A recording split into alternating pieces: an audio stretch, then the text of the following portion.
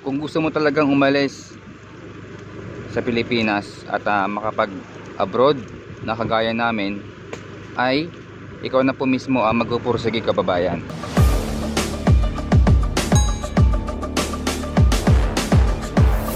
Ay, kay ganda ng kotse, puti.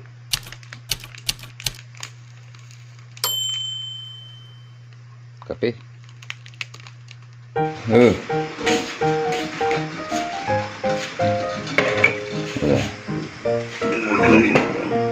Itin-tin lang. Itin pa. Wala. Ang sese. Gilamos na ako, guys. Pasyal tayo sa dagat dito. Sunday at dadaan tayo simbahan. Gala.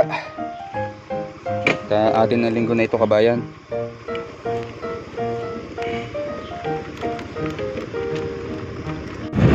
Medyo masama ngayon yung panahon sa Taiwan, kabayan. Ngayong Sunday morning.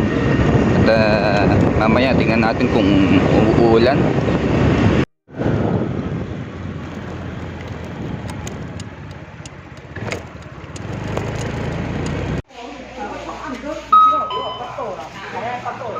Sunday bless, kabayan.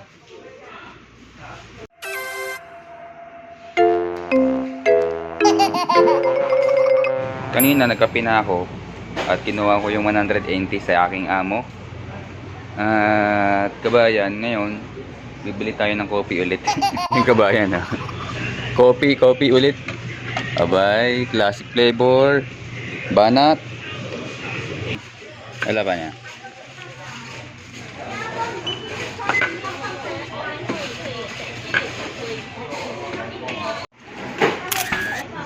Ito na po yung shortcut papuntang dagat, kabayan. Alam nyo, kabayan, share ko lang sa inyo. Bago po ako napadpad dito sa Taiwan ay sobra pong hirap ang aking naranasan. Bago po ako nakapunta rito, kabayan, hindi po basta-basta. At hindi ko naman nakalain na dito po ako napunta. Kung kabayan, nandito po ako sa sementeryo, dadaan po. Medyo nakakatakot kasi may mga tsinelas pa na naiwan. Yan, oh.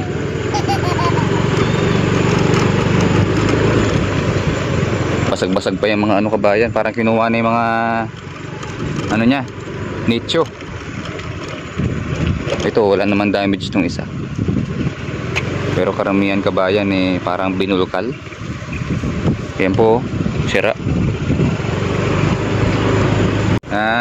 Kabayan, sa mga gusto po sa amin mag-apply dito sa Taiwan ay nakakalungkot lang po, kabayan.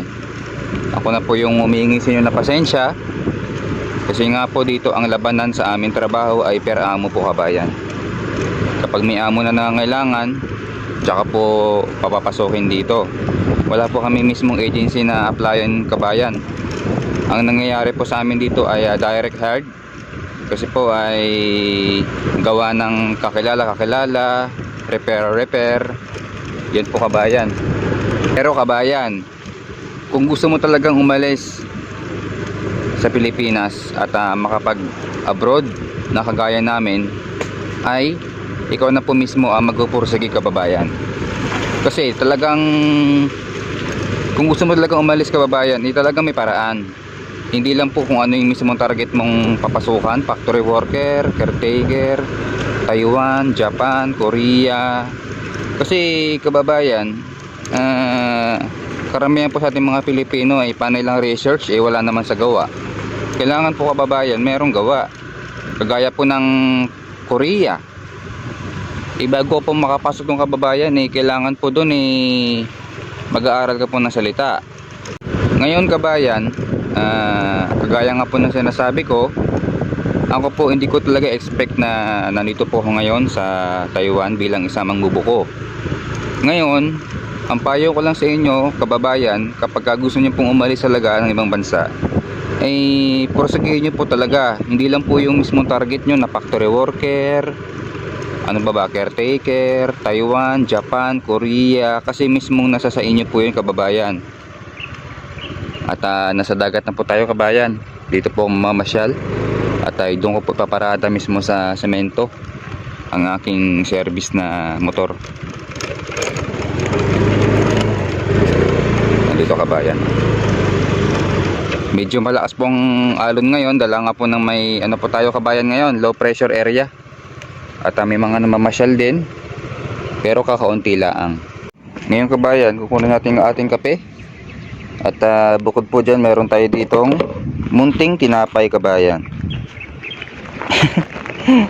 Ito na po yung buhay OFW.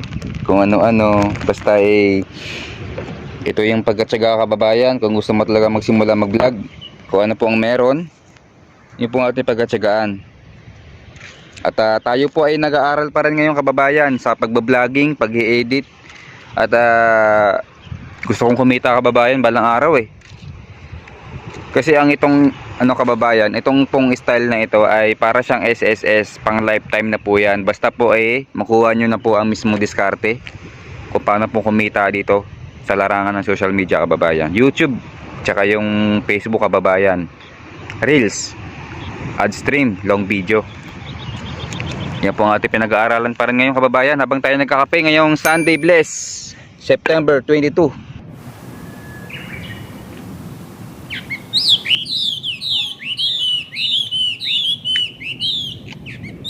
At may mga bisita, purong Taiwanese po.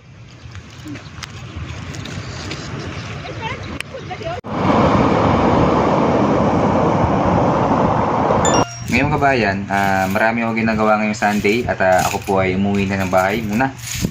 Ngayon meron tayong munting alkansya at tulog-tulugan natin kabayan para kahit papano.